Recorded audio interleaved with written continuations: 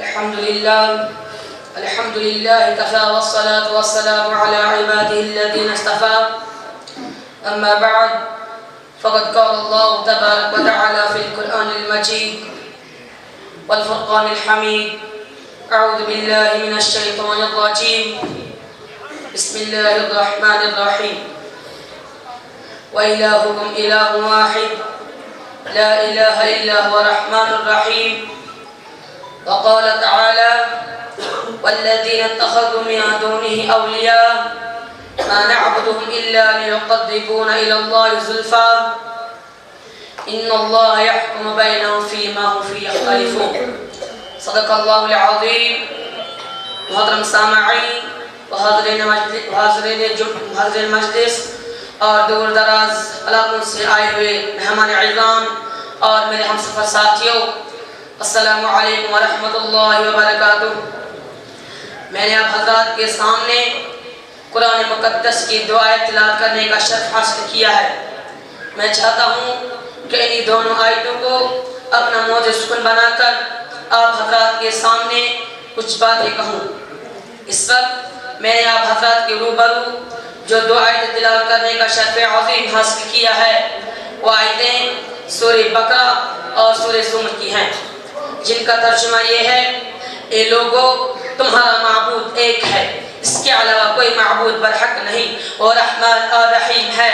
وہ لوگ جنہوں نے خدا وحدہ لا شریک لہ کو چھوڑ کر دوسروں کو اپنا ولی کا ساز بنا لیا، وہ کہتے ہیں کہ ہم اس کی عبادت صرف اس لیے کرتے ہیں تاکہ ہمیں اللہ کے قریب اور نزدیک کر دے. اللہ تعالیٰ ان کے درمیان قیامت کے روز ان چیزوں کے بارے میں فیصلہ کریں گے جن میں یہ لوگ اختلاف کر رہے ہیں. حضرات گرامی، اسلام کی بنیاد جن 5 چیزوں پر ہے ان میں سب سے زیادہ اہمیت حامل توحید ہے. اگر توحید میں ضعف پیدا ہو جائے، عقیدہ توحید متزلزل ہو جائے، عقیدہ توحید کمزور ہو جائے، اس میں آمیزش ہو جائے، ملاوٹ ہو جائے، تو یاد رکھیں ہمارا کوئی بھی عمل عند اللہ قبول نہ ہوگا. امام الانبیاء سید المرسلین رحمت للعالمین خاتم النبیین حضرت محمد مصطفیٰ صلی اللہ علیہ وسلم نے ارشاد فرمایا: لا يقبل الله لصاحب بدعة صوما ولا صلاة ولا صدقة ولا حاجا ولا عمرة ولا جهادا ولا صبرا ولا عدلا يخرج من الإسلام كما تخرج الشعرة من العجين. جو شخص دین میں نئی نئی باتیں ایجاد کرے گا، اس کی نہ نماز قبول ہوگی، نہ روزہ قبول ہوگا، نہ زکوٰۃ قبول ہوگی، نہ حج قبول ہوگا، نہ جہاد قبول ہوگا، نہ عمرہ قبول ہوگا، نہ تہجد کی نماز قبول ہوگی، نہ سنت و نوافل قبول ہوں گی، نہ مستحبات و مندوبات قبول ہوں گے، بلکہ وہ ایمان اسلام سے اس طرح نکل جاتا ہے جس طرح گندے ہوئے آٹے سے بال نکل جاتا ہے، یعنی وہ بدعت اسلام سے خارج ہو جائے گا اور اس کا احساس بھی نہ ہوگا. میرے دوستو، غرض کا عقیدہ توحید اگر مضبوط نہیں بلکہ اس میں ضعف ہے، کمزوری ہے، تو یاد رکھیں ہمارا کوئی بھی عمل عند اللہ شرف قبولیت سے ہمکنار نہ ہوگا، چاہے آپ دنیا کے اعتبار سے لوگوں کی نظروں میں کتنا ہی تہجد گزار کیوں نہ ہو، سنت و نوافل کی پابندی کرنے والے کیوں نہ بن جائیں، لیکن عند اللہ کو کوئی عمل قبول نہ ہوگا، بلکہ توحید کے بغیر ہمارے اعمال حبط ہو جائیں گے، رائگاں ہو جائیں گے، آخرت میں کوئی اجر ثواب نہ ملے گا. یہی وجہ ہے حضرت آدم علیہ السلام سے لے کر امام الانبیاء محب کبریا حضرت محمد مصطفیٰ صلی اللہ علیہ وسلم تک بے شمار انبیاء اور رسول آئے، لیکن تاریخ شاہد ہے، قرآن و سنت اس بات پر واضح ثبوت ہے کہ ہر ایک نبی کی دعوت ایک تھی، ہر ایک کا پیغام ایک تھا، ہر ایک کا مشن ایک تھا، ہر ایک کا پروگرام ایک تھا، ہر ایک کا طریقہ دعوت ایک تھا. میرے دوستو، وہ کون سا پیغام تھا، وہ کون سی دعوت تھی، وہ کون سا مشن تھا؟ وہ مشن عقیدہ توحید کا تھا، وہ دعوت عقیدہ توحید کی دعوت تھی، وہ پیغام عقیدہ توحید کا پیغام تھا. اس پیغام کی اشاعت کے لیے، اس دعوت کو عام کرنے کے لیے، عقیدہ توحید کو پھیلانے کے جرم میں حضرت ابراہیم علیہ السلام کو آگ میں ڈالا گیا، حضرت زکریا علیہ السلام کو آگوں سے چیرا گیا، حضرت موسیٰ علیہ السلام پر ظلم و ستم ڈھایا گیا، حضرت موسیٰ علیہ السلام کو حضرت موسیٰ علیہ السلام پر ظلم و ستم ڈھایا گیا، حضرت عیسیٰ علیہ السلام کو سولی پہ لٹکانے کی تدبیریں کی گئی.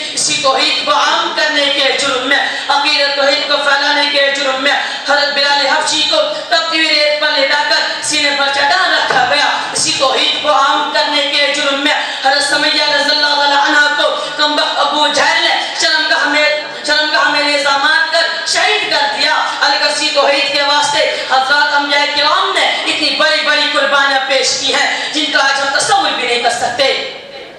میرے دوستو بدر کے میدان میں 14 صحابہ شہید ہوئے اسی توحید کے لیے. عہد کے معرکہ میں 70 صحابہ شہید ہوئے اسی توحید کے لیے. خندق کی وادی میں 4 صحابہ شہید ہوئے اسی توحید کے لیے. حنین کے معرکہ میں 19 صحابہ شہید ہوئے اسی توحید کے لیے.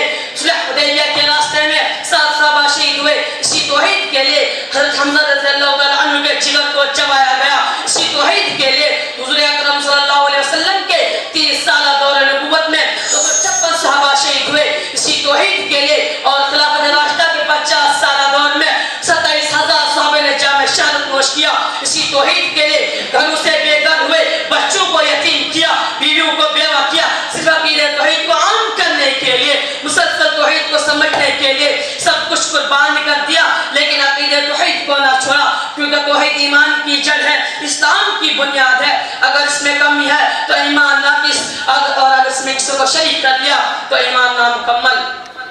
توحید تو یہ ہے کہ خدا حشر میں کہتے, توحید تو یہ ہے کہ خدا حشر میں کہتے یہ بندہ جو عالم سے خفا میرے لیے ہے. میرے دوستو اگر کسی شخص نے لا الہ الا اللہ پڑھ لیا, اس کی تصدیق دل کی گہرائیوں سے کر دی تو وہ دائرہ اسلام میں داخل ہو گیا, وہ مسلمانوں کی فہرست میں شامل ہو گیا. اب اس پر لازم اور ضروری ہے کہ اس کے تقاضے پر عمل کرے, اس کے معنی کو سمجھے.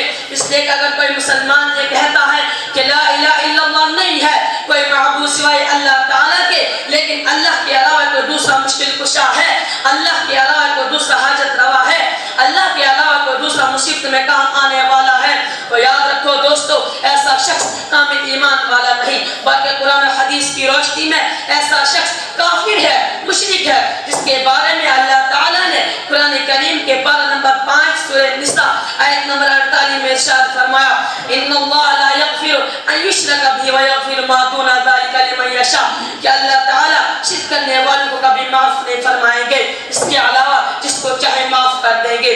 انہی باتوں پر میں اپنی تقریر ختم کرنا چاہتا ہوں اور آخر میں اللہ تعالیٰ سے دعا ہے کہ وہ ہمیں عقیدہ توحید پر قائم رہنے, اس پر عمل کرنے کی توفیق عطا فرمائے. آمین. وما علینا الا البلاغ المبین.